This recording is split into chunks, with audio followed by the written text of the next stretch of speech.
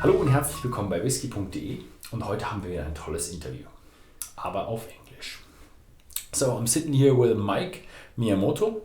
You are global brand ambassador from Suntory, and you've been 40 years with the company. Yeah. A lot of experience within the company with producing whiskey. So very impressive. Thank you very much for having us. Thank you for taking me out here. Yeah, and today we're looking at a new bottling called the Toki. So what does Toki mean? Because we just see it as a letter. Yeah. Well, Toki means time and also season. You see, whiskey needs time to get matured. I think that we thought that Toki is a perfect naming for the new product to be produced and introduced to the rest of the world.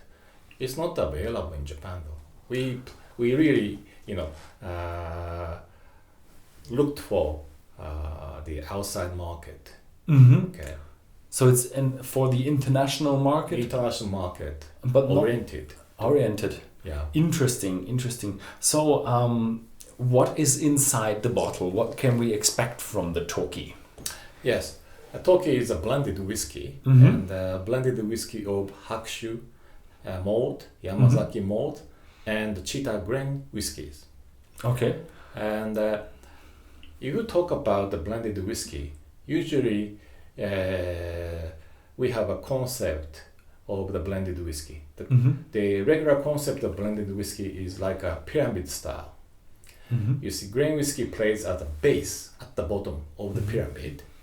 Then which sustain the malt whiskey to enhance the malt whiskies. Then on the top, on the very top, dressing malt is there to characterize the blended whiskey.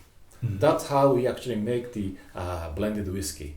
If you are blenders, okay, 99.9% of the whiskey in the market follow that idea.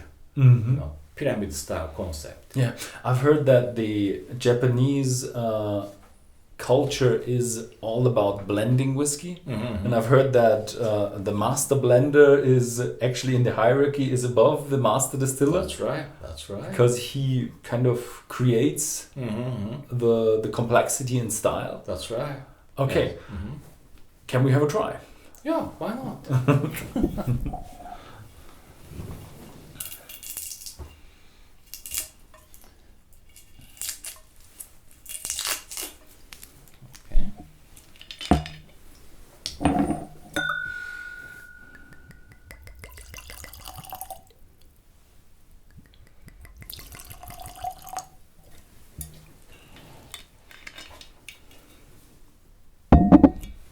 Ooh, I can already smell it. Yeah, it's a refreshing drink. You see, and also Toki's got an theme about we say East meets the West. East meets West. Okay. You see, we learned how to make whiskey from Scotland. We learned from the West.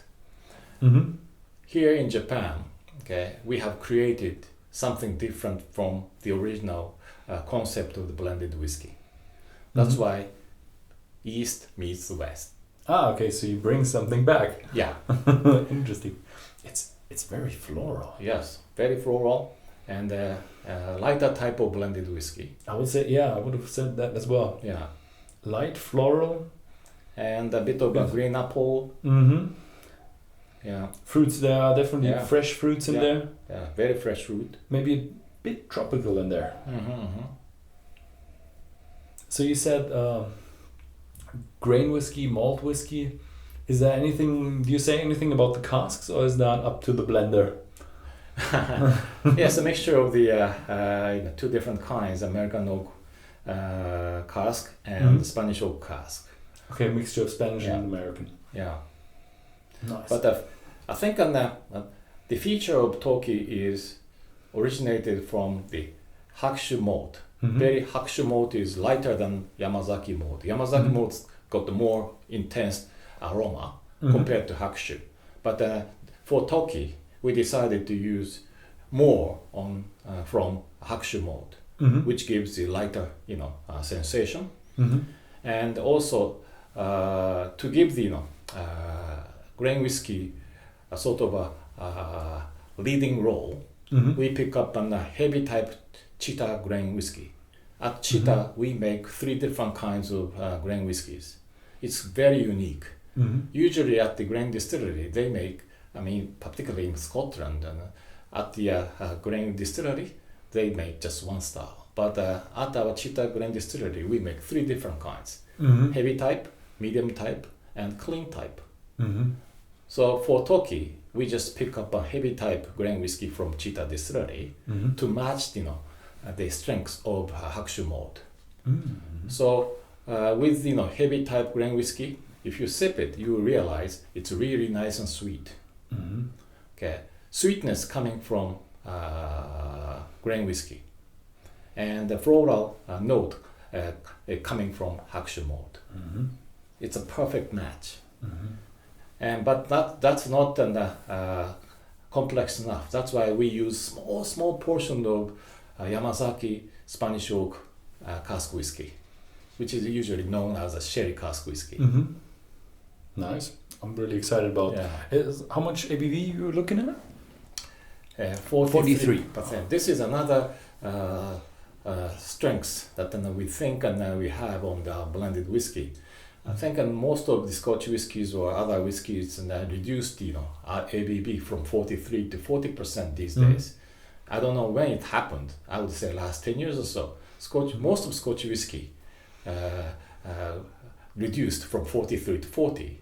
But when we introduce Toki, it's not in the luxury category, it's in the premium category, but still maintain the dignity of luxury category to have the 43%. Bit higher ABV. Yeah, ABV is really important. As I said, as you pointed out, Suntory is really specialized in blending, and we understand that ABV plays very important role in the blending part as well. You see, more whiskey, blended together, the higher the alcohol goes, the more aromas and the congeners can be solved in there, stay in there. But if you reduce the alcohol strengths, those in the nice and aroma just go out. Okay, so higher the alcohol goes, the more congeners and aroma can stay in the liquid. Yeah, the alcohol is the carriage or the holder of the aromas. That's right. So good. Cheers.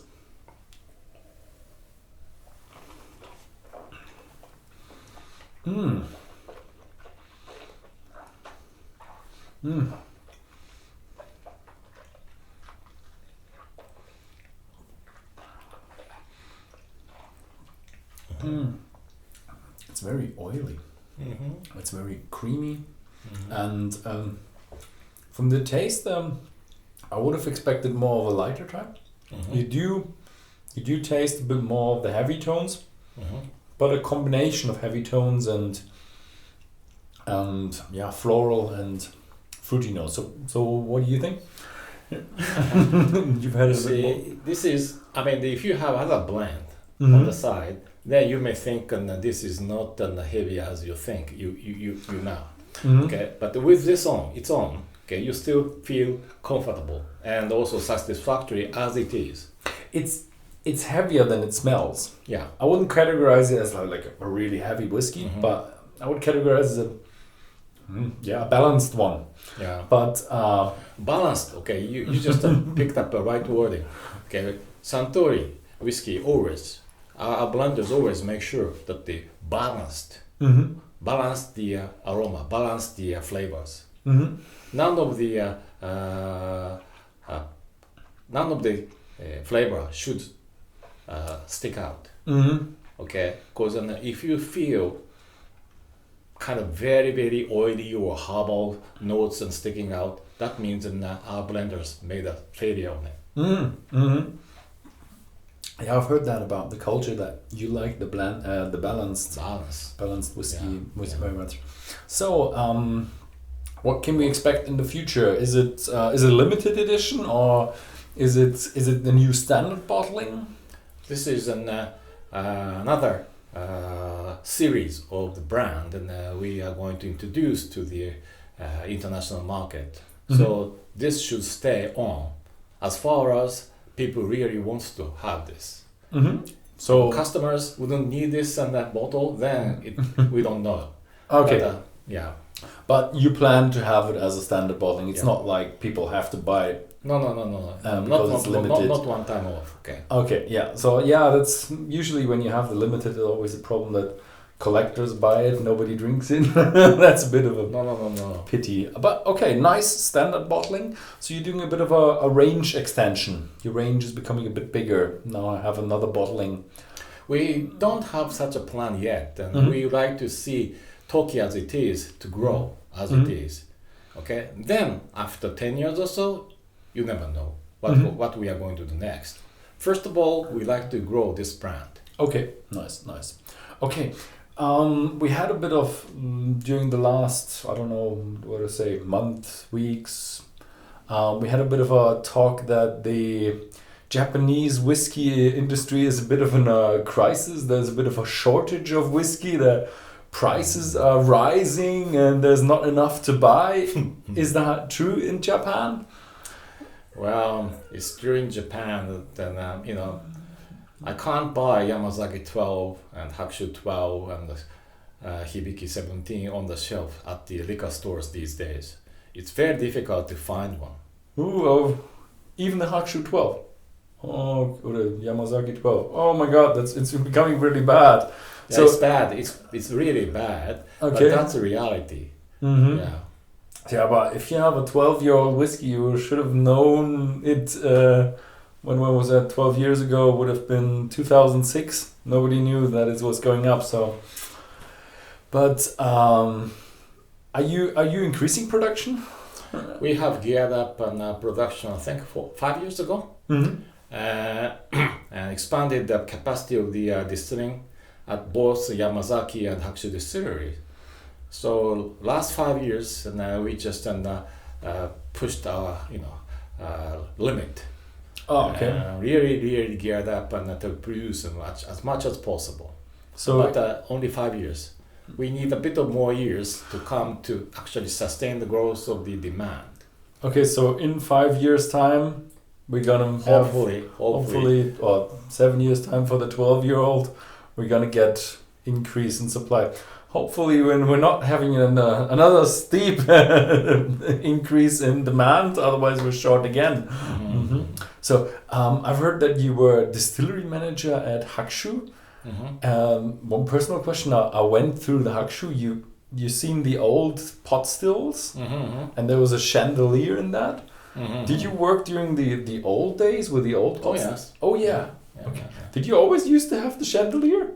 No. That was the first part of the distillery. When we actually built up the Hakushu distillery in 1973, that was the original distillery. And but 1980, I would say 1981, we built up a current distillery. Because we needed different styles of whiskey at one distillery. Because when we opened the Hakushu distillery in 1973, we had one major brand which is called Suntory Old, which was selling about 12 million cases a year. 12 million cases a year one time. To sustain that volume, we just needed a big malt distillery to just make the same kind of malt whiskey to actually give enough volume to sustain the growth of Suntory Old. But 1983 was a peak year for that. But after that, production and also sales volume of Suntory whiskey constantly dropped in the next 25 years. So we didn't need that sort of a big distillery which just produce only one type. That's why we actually stopped that production in 1990 some. I forgot the exact year. Then move on to all the production in the current distillery. Yeah. It's a legacy of old days. Yeah, And with chandelier. Yeah, it was really nice. So Yeah.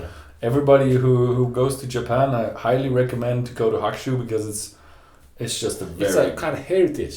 Wild it's a heritage beautiful of whiskey. place. Yeah, when you're down at the road and you see the pot still on the road and you think, oh cool, there's something up there, and there's a whole campus. I think you have a bird place as well. That's a bird sanctuary. It's a bird sanctuary, and you have the old with the chandelier, the old pot stills, and I think you have a tower as well, right? Yeah. And kind of a small kind of not small, medium kind of museum. Yeah, It's museum. a really nice place. So Yeah. I was glad I was there. So yeah, thank you very much. Pleasure. Thank you very much for the interview. Yeah. Thank you very much for watching. If you found this video interesting, then please feel free to share it with your friends, and see you next time.